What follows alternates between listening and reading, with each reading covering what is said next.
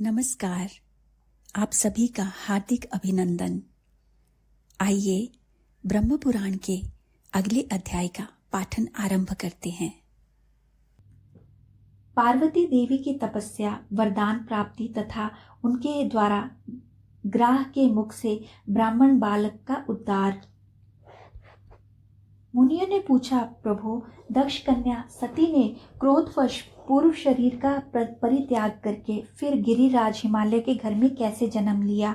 महादेव जी के साथ उनका संयोग कैसे हुआ तथा उस दंपति में वार्तालाप किस प्रकार हुआ? ब्रह्मा जी बोले, मुनिवरों, पार्वती और महादेव जी की पवित्र कथा पापों का नाश करने वाली और संपूर्ण कामनाओं को देने वाली है। उसे कहता हूँ, सुनो।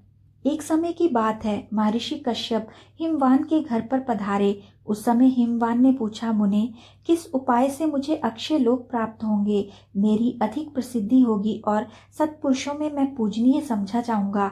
कश्यप ने कहा, महाभाहो, उत्तम संतान होने से यह सब कुछ प्राप्त हो सकता है। ब्रह्मा और ऋषियों सहित मेरी प्रसिद्धि तो केवल संतान के ही कारण है।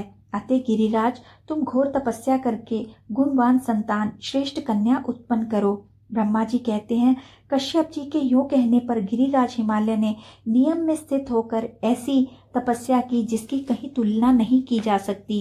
उस तपस्या से मुझे बड़ा संतोष हुआ। तब मैंने उनके पास जाकर कहा, उत्तम व्रत के पालन करने वाले गिरिराज, अब मैं तुम्हारी इस तपस्या से संतुष्ट हूँ। तुम इच्छानुसार वर मांगो। हिमालय ने कहा, भगवान, मैं सब गुणों से सुशोभित संतान चाहता हूँ। यदि आप मुझ पर संतुष्ट हैं तो ऐसा ही वर दीजिए। गिरिराज की यह बात सुनकर मैंने उन्हें मनोवांछित वर देते हुए कहा, शैलेंद्र, इस तपस्या के प्रभाव से तुम्हारे कन्या उत्पन्न होगी, जिससे तुम सर्वत्र उत्तम कीर्ति प्राप्त करोगे। तुम्हारे यहाँ कोटि कोटि तीर्थ वास करेंगे। तुम संपूर्ण देवताओं से पूजित होगे तथा अपने पुण्य से देवताओं को भी पावन बनाओगे। तदनंतर गिरिराज ने समयानुसार अपनी पत्नी मैना के गर्भ से अपर्णा नाम की एक कन्या उत्पन्न की। अपर्णा बहुत समय तक निराहार रही। उसे उपवास से रोकते हुए माता ने कहा, बेटी उमा, ऐसा मत करो। उस समय वे मातृ स्नेह से दुखित हो रही थी। माता के यूं कहने पर कठोर तपस्या करने वाली पार्वती देवी उमा नाम से ही संसार में प्रसिद्ध हुई। पार्वती की तपस्या से तीनों लोग संतप्त हो उठे। तब मैंने उनसे कहा, देवी, क्यों इस कठोर तपस्या से तुम संपूर्ण लोगों को संताप दे रही हो? कल्याणी, तुम्ही ने इस संपूर्ण जगत की सृष्टि की है, स्वयं ही इसे रचकर अब इसका विनाश ना करो। जगन्माता, तुम अपने तेज से संपूर्ण लोकों को धारण करती हो, फिर कौन सी ऐसी वस्तु है जिसे तुम इस समय तपस्या द्वारा प्राप्त करना चाहती हो? वह हमें बतलाओ। देवी ने कहा, पिता, मैं जिसके लिए यह तपस्या करती हूँ उसे आप भली भांति जानते हैं, फिर मुझसे क्यों पूछते हैं? तब मैंने पार्वती से कहा, शुभे, तुम जिनके लिए तप करती हो वे स्वयं ही तुम्हारा वरण करेंगे। भगवान शंकर ही सर्वश्रेष्ठ पति हैं। वे संपूर्ण लोकेश्वरों के भी ईश्वर हैं। हम सदा ही उनके अधीन रहने वाले किंकड़ हैं। देवी, वे देवताओं के भी देवता, परमेश्वर और स्वयंभू हैं। उनका रूप बहुत ही उदार है। उनकी समानता करने वाला कोई नहीं है। तत्पश्चात देवताओं ने आकर परम सुंदरी पार्वती से कहा, देवी, भगवान शंकर थोड़े ही दिनों में आपके स्वामी होंगे। अब इसके लिए तपस्या ना कीजिए। यूं कहकर देवताओं ने गिरिराज कुमारी की प्रदक्षिणा की और वहां से अंतर ध्यान हो गए। पार्वती भी तपस्या से निवृत्त हो गई, किंतु अपने आश्रम में ही रहने लगी। एक दिन जब वे अपने आश्रम पर उगे हुए अशोक वृक्ष का सहारा लेकर खड़ी थी, देवताओं की पीड़ा दूर करने वाले भगवान शंकर पधारे। उनके ललाट में चंद्राकार तिलक लगा था। वे बाह के बराबर नाटा एवं विकृत रूप धारण करके आए थे। उनकी नाक कटी हुई थी, कुबड़ निकला हुआ था और केशों का अंतिम भाग पीला पड़ा हुआ था। उनके मुख की आकृति भी बिगड़ी हुई थी। उन्होंने पार्वती से कहा, देवी, मैं तुम्हारा वरण करता हूँ।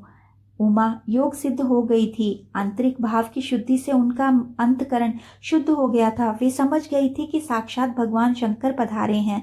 तब उनकी कृपा प्राप्त करने की इच्छा से पार्वती ने अर्घ्य पाद्य और मधुपर्क के द्वारा उनका पूजन करके कहा, भगवान, मैं स्वतंत्र नहीं हूँ। घर में मेरे पिता मालिक हैं, वे ही मुझे देने में समर्थ हैं। मैं तो उनकी कन्या हूँ। यह सुनकर देवादिदेव भगवान शंकर ने उस विकृत रूप में ही गिरिराज हिमालय के पास जाकर कहा, शैलेंद्र, मुझे अपनी कन्या दीजिए। उस विकृत वेश में अविनाशी रुद्र को ही आया जानकर गिरिराज को शाप से भय हुआ। उन्होंने उदास होकर कहा, भगवान, ब्राह्मण इस पृथ्वी के देवता हैं, मैं उनका अनादर नहीं करता, किंतु मेरे मन में पहले से जो कामना है उसे सुनिए। मेरी पुत्री का स्वयंवर होगा, उसमें वह जिसको वरण करेगी वही उसका पति होगा। हिमालय की यह बात सुनकर भगवान शंकर ने देवी के पास आकर कहा, तुम्हारे पिता ने स्वयंवर होने की बात कही है, उसमें तुम जिसका वरण करोगी वही तुम्हारा पति होगा। उस समय किसी रूपवान को छोड़कर तुम मुझ जैसे अयोग्य का वरण कैसे करोगी? उनके योग कहने पर पार्वती ने उनकी बातों पर विचार करते हुए कहा, महाभाग, आपको अन्यथा विचार नहीं करना चाहिए, मैं आपका ही वरण करूंगी, इसमें कोई अनोखी बात नहीं है। अथवा यदि आपको मुझ पर संदेह है तो मैं यही आपका वरण करती हूँ। यूँ कहकर पार्वती ने अपने हाथों से अशोक का गुच्छा लेकर भगवान शंकर के कंधे पर रखा और कहा, देव, मैंने आपका वरण कर लिया।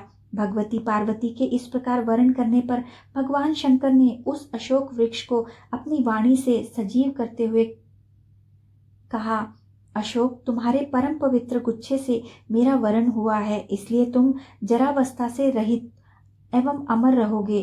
तुम जैसा चाहोगे वैसा रूप धारण कर सकोगे, तुम में इच्छानुसार फूल लगेंगे, तुम सब कामनाओं को देने वाले, सब प्रकार के आभूषण रूप फूल और फलों से संपन्न एवं अत्यंत प्रिय होगे। तुम में सब प्रकार की सुगंध होगी तथा तुम देवताओं के अधिप्रिय बने रहोगे। यूँ कहकर जगत की सृष्टि और संपूर्ण भूतों का पालन करने वाले भगवान शंकर हिमालय कुमारी उमा से विदा ले वहीं अंतर्ध्यान हो गए। उनके चले जाने पर पार्वती देवी भी उन्हीं की ओर मन लगाए एक शिला पर बैठ गई। इसी समय देवादिदेव शिव स्वयं लीला करने के लिए ब्राह्मण बालक का रूप धारण कर निकटवर्ती सरोवर में प्रकट हुए। उस समय उन्हें ग्राह ने पकड़ रखा था। वे बोले, हाय, ग्राह से पकड़े जाने के कारण मैं अचेत हो रहा हूँ, कोई हो तो मुझे आकर बचाए। पीड़ित ब्राह्मण की वह पुकार सुनकर कल्याणमयी देवी पार्वती सहसा उठ खड़ी हुई और उस स्थान पर गई जहाँ पर ब्राह्मण बालक खड़ा था। वहां पहुंचकर चंद्रमुखी देवी ने देखा, एक बहुत सुंदर बालक ग्राह के मुख में पड़ा थर थर कांप रहा है। ग्राह के खींचने पर वह तेजस्वी बालक बड़ा आर्तनाद करता था। उस ग्राहग्रस्त बालक को देखकर देवी उमा दुख से आतुर हो उठी और बोली, ग्राहराज, यह अपने माता पिता का एक ही बालक है, इसे शीघ्र छोड़ दो। ग्राह ने कहा, देवी, छठे दिन पर जो सबसे पहले मेरे पास आता है उसी को विधाता ने मेरा आहार निश्चित किया है। महाभागे, यह बालक आज छठे दिन ब्रह्मा जी से प्रेरित होकर ही मेरे पास आया है, अतः मैं इसे किसी प्रकार ना छोड़ूंगा। देवी बोली, ग्राहराज, मैं हिमालय के शिखर पर जो उत्तम तपस्या की है उसका पुण्य लेकर इस बालक को छोड़ दो, मैं तुम्हें नमस्कार करती हूँ। ग्राह ने कहा, देवी, आपने थोड़ी या उत्तम जो कुछ भी तपस्या की है वह सब मुझे दे दें तो शीघ्र ही यह छुटकारा पा जाएगा। देवी बोली, महाग्राह, मैंने जन्म से लेकर अब तक जो पुण्य किया है वह सब तुम्हें समर्पित है, इस बालक को छोड़ दो। देवी के इतना कहते ही उनकी तपस्या के विभूषित हो वह ग्राह दोपहर के सूर्य की भांति तेज से प्रज्वलित हो उठा। उस समय उसकी ओर देखना कठिन हो रहा था। ग्राह ने संतुष्ट होकर विश्व को धारण करने वाली देवी से कहा, महाव्रते, तुमने यह क्या किया? भली भांति सोचकर देखो तो सही, तपस्या का उपार्जन बड़े कष्ट से होता है, अतः उसका परित्याग अच्छा नहीं माना जाता। तुम अपनी तपस्या ले लो, साथ ही इस बालक को भी मैं छोड़े देता हूँ। देवी ने कहा, ग्राह, मुझे अपना शरीर देकर भी यत्न पूर्वक ब्राह्मण की रक्षा करनी चाहिए। तपस्या तो मैं फिर भी कर सकती हूँ, किंतु यह ब्राह्मण पुण्य नहीं मिल सकता। महाग्राह, मैंने भली भांति सोचकर तपस्या के द्वारा बालक को छुड़ाया है। तपस्या ब्राह्मणों से श्रेष्ठ नहीं है, मैं ब्राह्मणों को ही श्रेष्ठ मानती हूँ। ग्राहराज, मैं तपस्या देकर फिर नहीं लूंगी। कोई मनुष्य भी अपनी दी हुई वस्तु को वापस नहीं लेता, अतः यह तपस्या तुम में ही सुशोभित है, इस बालक को छोड़ दो। पार्वती के यूं कहने पर सूर्य के समान प्रकाशित होने वाले ग्राह ने उनकी प्रशंसा की, उस बालक को छोड़ दिया और देवी को नमस्कार करके वहीं अंतर्ध्यान हो गया। अपनी तपस्या की हानि समझकर पार्वती ने पुनः नियम पूर्वक तप का आरंभ किया। उन्हें पुनः तपस्या करने के लिए उत्सुक जान साक्षात भगवान शंकर ने प्रकट होकर कहा, देवी अब तपस्या ना करो, तुमने अपना तप मुझे ही समर्पित किया है, अतः वही सहस्त्र गुना होकर तुम्हारे लिए अक्षय हो जाएगा। इस प्रकार तपस्या के अक्षय होने का उत्तम वरदान पाकर उमा देवी को बड़ी प्रसन्नता हुई और वे स्वयंवर की प्रतीक्षा करने लगी। आज के पाठन को यहीं विराम देते हैं और आगे के पाठन के लिए हमारे साथ फिर से जुड़िएगा। आइए साथ मिलकर ब्रह्मा जी के इस पवित्र मंत्र से आज का समापन करते हैं। ओम ब्रह्मणे नमः। ओम ब्रह्मणे नमः। ओम ब्रह्मणे नमः। ओम ब्रह्मणे नमः। ओम ब्रह्मणे नमः। ओम ब्रह्मणे नमः। ओम ब्रह्मणे नमः। धन्यवाद।